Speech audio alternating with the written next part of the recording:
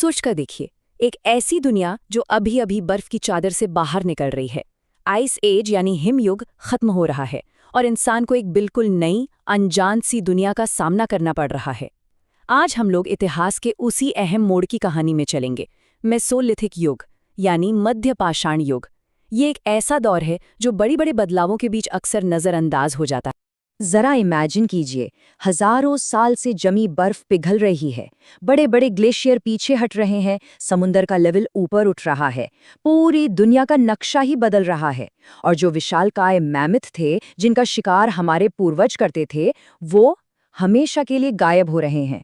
ये एक तरह से प्रलय जैसा था, लेकिन इसके साथ ही ये इंसानियत के लिए सबसे बड़ा इम्तिहान भी था।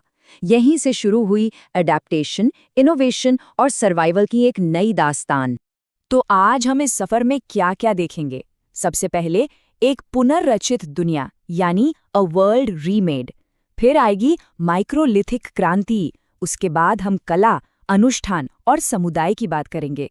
फिर चलेंगे यूरोप के पहले शहर में और समझेंगे कि कैसे एक नए युग की सुबह हुई। और हाँ, आखिर में रिवीजन के लिए पूरा टॉपिक आसानी से समराइज भी करेंगे। तो ठीक है, शुरू करते हैं। हमारी कहानी शुरू होती है उस दुनिया से जो आखिरी आइस एज के बाद सामने आई। सोच के देखिए, ये एक ऐसी दुनिया थी जिसे पहचानना तक मुश्किल था, और इसने इंसान को सब कुछ बिल्कुल शुरू से सीखने पर मजबूर कर दिया। सबसे पहले इस शब्द को ही समझ लेते हैं, मेसोलिथिक। ये ग्रीक शब्दों से बना है, मेसोस यानी मिडिल और लिथोस यानी स्टोन। तो सीधा सा मतलब हुआ मिडिल स्टोन एज या मध्य पाषाण युग। ये समझिए कि ये ओल्ड स्टोन एज यानी पूरा पाषाण और न्यू स्टोन एज यानी नवपाषाण, इन दोनों के बीच का एक ब्रिज है, एक पुल है। और ये कोई एक दिन का बदलाव नहीं था, बल्कि हजारों साल तक धीरे धीरे चलने वाला एक प्रोसेस था। अब ये टाइमलाइन देखिए, इससे एक बहुत इंटरेस्टिंग बात पता चलती है। यहाँ बीपी का मतलब है बिफोर प्रेजेंट, यानी आज से इतने साल पहले। गौर करने वाली बात यह है कि मीज़ोलिथिक युग पूरी दुनिया में एक साथ शुरू या खत्म नहीं हुआ। जैसे मिडिल ईस्ट के लेवांत इलाके में ये लगभग 20,000 साल पहले शुरू हो गया। वहीं यूरोप में, जहां ग्लेशियर पिघलने में ज़्यादा वक्त लगा, वहां ये काफ़ी बाद में, करीब 15,000 साल पहले शुरू हुआ। इससे साफ पता चलता है कि इंसानी इतिहास एक सीधी लाइन में नहीं चला, बल्कि अलग अलग जगहों पर अलग अलग स्पीड से आगे बढ़ा है। तो आखिर ये नई दुनिया दिखती कैसी थी? देखिए, जो बड़े बड़े ठंडे मैदान थे, उनकी जगह अब घने जंगल, झीलें और नदियां आ गई थीं। जो बड़े और धीमे जानवर थे, उनकी जगह अब चुस्त छोटे जानवर आ गए थे, जैसे हिरण, जंगली सुअर। समंदर और नदियों के किनारे मछलियों, सीपियों की तो जैसे बहारी आ गई थी। ये कह सकते हैं कि नेचर ने एक बिल्कुल नया मेन्यू पेश किया था, और इस नए मेन्यू को चखने के लिए इंसानों को एक नए टूल किट की जरूरत थी। तो आखिर ये नया टूल किट था क्या? ये बदलाव इतना बड़ा, इतना असरदार था कि इतिहासकार इसे माइक्रोलिथिक रेवोल्यूशन यानी माइक्रोलिथिक क्रांति कहते हैं। और ये सिर्फ नए औजार बनाने की बात नहीं थी, ये सोचने, शिकार करने और जीने के एक बिल्कुल नए तरीके की बात थी। तो मिलिए माइक्रोलिथ से। नाम से ही साफ है, माइक्रो मतलब छोटा और लिथ मतलब पत्थर। ये छोटे छोटे, आमतौर पे 1 सेंटीमीटर से भी छोटे, लेकिन बेहद तेज धार वाले पत्थर के ब्लेड थे। लेकिन ये अपने आप में कोई हथियार नहीं थे, नहीं, बल्कि ये एक बड़ी और आधुनिक टेक्नोलॉजी का हिस्सा थे। जरा पूरा पाषाण यानी ओल्ड स्टोन एज के भारी भरकम हैंड एक्सेस को याद कीजिए। बड़े जानवरों के लिए ठीक थे, पर एक तेजी से दौड़ते हिरण या उड़ती चिड़िया के लिए बिल्कुल बेकार। बस यहीं पर माइक्रोलिथ्स ने पूरा खेल बदल दिया। अब आइडिया ये नहीं था कि एक बड़ा पत्थर फेंका जाए, आइडिया ये था कि एक पत्थर से छोटे छोटे सुपर शार्प ब्लेड्स निकाले जाएं और उन्हें एक कंपोजिट टूल में जोड़ा जाए। ये बिल्कुल रेवोल्यूशनरी था। तो ये काम कैसे करता था? सोचिए, एक कारीगर लकड़ी या हड्डी का एक शाफ्ट लेता था, उसमें ग्रूव्स यानी खांचे बनाता था, और फिर इन छोटे छोटे माइक्रोलिथ ब्लेड्स को उसमें रेजिन या किसी नेचुरल ग्लू से एक लाइन में चिपका देता था। नतीजा, एक दांतेदार भाला, तीर की नोक या मछली पकड़ने का कांटा। और सबसे कमाल की बात, अगर एक ब्लेड टूट गया तो पूरा औजार फेंकने की जरूरत नहीं, बस टूटा हुआ ब्लेड निकालो और उसकी जगह नया लगा दो। बिल्कुल मॉड्यूलर, एफिशिएंट और जबरदस्त टेक्नोलॉजी। और यही इस क्रांति का असली मतलब था। इसने इंसानी शिकारियों को इतना काबिल बना दिया कि वो उस नई दुनिया के हर रिसोर्स का फायदा उठा सके। अब वो सिर्फ जमीन पर नहीं, पानी में मछली पकड़ सकते थे, हवा में पक्षियों का शिकार कर सकते थे। इससे उनके खाने के सोर्सेज में इतनी वैरायटी आ गई और उनका सर्वाइवल पहले से कहीं ज्यादा सिक्योर हो गया। लेकिन मेसोलिथिक युग की कहानी सिर्फ टेक्नोलॉजी और पेट भरने की नहीं है। जैसे जैसे बाहर की दुनिया बदल रही थी ना, वैसे वैसे इंसानों के अंदर की दुनिया, उनकी सोच, उनके विश्वास, उनका समाज, सब कुछ बदल रहा था। और इस बदलाव की सबसे खूबसूरत झलक मिलती है उनके आर्ट में, उनकी कला में। चलिए चलते हैं भारत के दिल में, मध्य प्रदेश। यहाँ भीमबेटका की चट्टानों में एक ऐसी खिड़की खुलती है जो हमें सीधे उस दौर में ले जाती है। एक ऐसी दुनिया जो कला, कहानियों और कम्युनिटी से भरी थी। एक आर्कियोलॉजिस्ट ने तो यहाँ की एक गुफा के माहौल को कैथीड्रल जैसा बताया है। इससे अंदाजा लगाया जा सकता है कि उस वक्त के लोग यहाँ कितनी श्रद्धा और आश्चर्य महसूस करते होंगे। देखिए, भीमबेटका कोई एक आध गुफा नहीं है, बल्कि 750 से भी ज्यादा रॉक शेल्टर्स का एक बहुत बड़ा कॉम्प्लेक्स है। यहाँ इंसानों के बसने के निशान तो 1 लाख साल से भी पुराने हैं, लेकिन मेसोलिथिक दौर में, यानी लगभग 10,000 BCE के आसपास, यहाँ कुछ कमाल का हुआ। यहाँ के लोगों ने अपनी जिंदगी, अपने समाज, अपनी दुनिया को इन्हीं चट्टानों पर पेंट करना शुरू कर दिया, और इस तरह जन्म हुआ इंडिया की सबसे पुरानी रॉक आर्ट का। तो आखिर ये पेंटिंग्स हमें बताती क्या हैं? ये हमें शिकार का रोमांच दिखाती हैं, जिसमें शिकारी वही माइक्रोलिथ टेक्नोलॉजी वाले तीर कमान इस्तेमाल कर रहे हैं। ये हमें लोगों को एक साथ नाचते गाते दिखाती हैं, जो एक मजबूत सोशल बॉन्ड की तरफ इशारा करता है। एक अजीब सी नाचती हुई फिगर भी है, जिसे नटराज का निकनेम दिया गया है। हो सकता है ये कोई देवता हो या कोई शमान।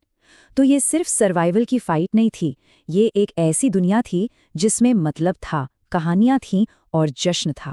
लेकिन मेसोलिथिक दुनिया बहुत विशाल और विविध थी। जहां इंडिया में गुफाओं की दीवारों पर जिंदगी के चित्र बनाए जा रहे थे, वहीं यूरोप में डैन्यूब नदी के किनारे एक बिल्कुल ही अलग और बहुत ही रहस्यमयी आर्ट पैदा हो रही थी। आखिर इसका क्या मतलब था? चलिए अब यूरोप चलते हैं। सर्बिया में डैन्यूब नदी के तट पर एक जगह है, लिपेंस्की वीर। ये एक ऐसी कम्युनिटी थी जो हंटर गैदरर लाइफ और आने वाले खेती-बाड़ी के युग के बिल्कुल चौराहे पर खड़ी थी। वो लोग यहाँ लगभग 9,500 BC से रह रहे थे, और उन्होंने अपने पीछे कुछ ऐसा छोड़ा है जो आज भी आर्कियोलॉजिस्ट्स को चक्कर में डाल देता है। भीमबेटका की पेंटिंग से बिल्कुल अलग, लिपेंस्की वीर के लोगों ने रेतीले पत्थर के बड़े बड़े बोल्डर्स से अजीब, मिस्टीरियस मूर्तियां बनाई। इन मूर्तियों में चेहरे इंसानों के हैं, बड़ी बड़ी गोल आंखें, नीचे की तरफ मुड़ा हुआ मुंह, लेकिन उनके शरीर मछलियों जैसे हैं। कौन थे ये? शायद नदी के देवता, या उनके पूर्वज, या कोई ऐसी शक्ति जिसे हम आज समझ नहीं सकते। लेकिन सबसे अहम बात यह है कि ये यूरोप की पहली मॉन्यूमेंटल स्कल्पचर आर्ट थी, जो एक कॉम्प्लेक्स, धार्मिक और सिंबॉलिक दुनिया का सबूत है। और लिपेंस्की वीर में सिर्फ आर्ट ही यूनिक नहीं थी, जिस तरह से लोग वहां रहते थे ना, वो भी इंसानी इतिहास में एक बहुत बड़े बदलाव का संकेत दे रहा था। एक नोमैडिक लाइफ को छोड़कर एक परमानेंट घर की तरफ बढ़ने का संकेत। जरा भीमबेटका को फिर से याद कीजिए। वहां 750 से ज्यादा रॉक शेल्टर्स मिले। नंबर बहुत बड़ा है, लेकिन वो परमानेंट घर नहीं थे। वो ऐसी जगहें थीं जिन्हें लोग आते जाते इस्तेमाल करते थे, मौसम के हिसाब से, शिकार के हिसाब से। लेकिन अब इसकी तुलना कीजिए लिपेंस्की वीर से। यहाँ आर्कियोलॉजिस्ट को 136 प्लैन्ड बिल्डिंग्स मिलती हैं। ये सिर्फ टेम्परेरी शेल्टर्स नहीं थे, ये एक ऑर्गेनाइज्ड कम्युनिटी के परमानेंट घर थे, और ये एक बहुत बड़े सोशल चेंज का सिग्नल था। लिपेंस्की वीर का आर्किटेक्चर तो कमाल का है। घरों को एक खास ट्रेपेजॉइड शेप में बनाया गया था, और सभी का रुख नदी की तरफ था। उन्हें एक ढलान पर एक पंखे के शेप में अरेंज किया गया था। साफ दिखता है कि ये एक सोची समझी प्लानिंग थी। फ्लोर्स लाल प्लास्टर से बने थे, और कई घरों के अंदर चूल्हे के पास वही अजीब फिश ह्यूमन मूर्तियां भी मिली हैं। ये कोई टेम्परेरी कैंप नहीं था, ये यूरोप के पहले प्लैन्ड टाउन्स में से एक। और यहाँ से हम एक बहुत ही इम्पोर्टेंट कॉन्सेप्ट पर आते हैं, सेडेंटिज्म, मतलब एक ही जगह पर बसने की प्रथा। लाखों साल तक इंसान नोमैडिक थे, घुमक्कड़ थे, लेकिन लिपेंस्की वीर जैसी जगहों पर ये सब बदल रहा था। लोग अब एक जगह पर अपनी जड़ें जमा रहे थे, और ये बदलाव आगे चलकर पूरी दुनिया को बदलने वाला था। तो ये सब हमें कहाँ ले जाता है? देखिए, मेसोलिथिक युग अपने आप में कोई एंड नहीं था, बल्कि ये तो इंसानी इतिहास की सबसे बड़ी क्रांति यानी खेती की शुरुआत के लिए स्टेज सेट कर रहा था। अक्सर लोग इस युग को पुरापाषाण की महान हंटिंग कल्चर्स और नवपाषाण के खेती-बाड़ी वाले साम्राज्यों के बीच का एक ठहराव मान लेते हैं, पर ये बिल्कुल सच नहीं है। ये एक जरूरी पुल था, एक ब्रिज। इस पुल के बिना नवपाषाण क्रांति शायद कभी होती ही नहीं। चलिए देखते हैं कैसे। लिपिंस्की वीर जैसे परमानेंट गांव ने लोगों को जमीन से एक गहरा रिश्ता बनाने का मौका दिया, जो खेती के लिए पहला कदम था। मछली पकड़ने और जंगली पौधे जमा करने से उन्होंने रिसोर्स मैनेजमेंट सीखा। परमानेंट कम्युनिटीज में पॉपुलेशन बढ़ सकी और इन सेटलमेंट्स को चलाने के लिए सोशल ऑर्गेनाइजेशन और रूल्स की जरूरत पड़ी। ये सारी चीजें आने वाले नवपाषाण लाइफस्टाइल की इमारत के लिए फाउंडेशन स्टोन। और हाँ, ये समझना बहुत जरूरी है कि ये चेंज रातों रात नहीं हुआ। ऐसा बिल्कुल नहीं था कि किसी ने एक दिन शिकार छोड़ा और अगले दिन किसान बन गया। यूरोप के कई हिस्सों में आखिरी मीजोलिथिक हंटर गैदरर्स और पहले नवपाषाण किसान 2000 से भी ज्यादा सालों तक एक दूसरे के आसपास रहते रहे। ये पुरानी और नई दुनिया के बीच एक लंबा और कॉम्प्लेक्स इंटरैक्शन था। तो काफी कुछ कवर कर लिया हमने। चलिए, अब तक जो भी समझा है उसके मेन पॉइंट्स पर एक नजर डालते हैं, ताकि एक क्विक रिवीजन हो जाए और पूरी पिक्चर साफ हो जाए। इस टेबल में हमारे दो मेन एग्जाम्पल्स भीमबेटका और लिपिंस्की वीर एक साथ हैं। एक तरफ भीमबेटका है जो डायनामिक रॉक आर्ट और एक सेमी नोमैडिक हंटिंग लाइफ को दिखाता है। दूसरी ओर लिपिंस्की वीर है जो मॉन्यूमेंटल स्कल्पचर्स, प्लान्ड आर्किटेक्चर और परमानेंट सेटलमेंट की तरफ एक बड़ा कदम दिखाता है। दोनों मिलकर मेसोलिथिक दुनिया की डाइवर्सिटी और उसकी अडेप्ट करने की शक्ति का एक जोरदार सबूत देते हैं। और ये है इस पूरे विश्लेषण के सबसे अहम टेकअवेज। मीसोलिथिक आइस एज के बाद का एक ट्रांजिशनल पीरियड। इसकी पहचान माइक्रोलिथ टेक्नोलॉजी, इसका थीम एनवायरमेंटल चेंज के सामने इंसानी अडेप्टेशन। इसी दौर में परमानेंट सेटलमेंट्स यानी सेडेंटिज्म की शुरुआत हुई। और सबसे इंपॉर्टेंट, इसने खेती की क्रांति के लिए जमीन तैयार की। ये इतिहास का कोई खोया हुआ चैप्टर नहीं है, बल्कि ये वो चैप्टर है जिसने अगले चैप्टर को मुमकिन बनाया। तो चलिए इस कहानी को एक आखिरी विचार के साथ खत्म करते हैं।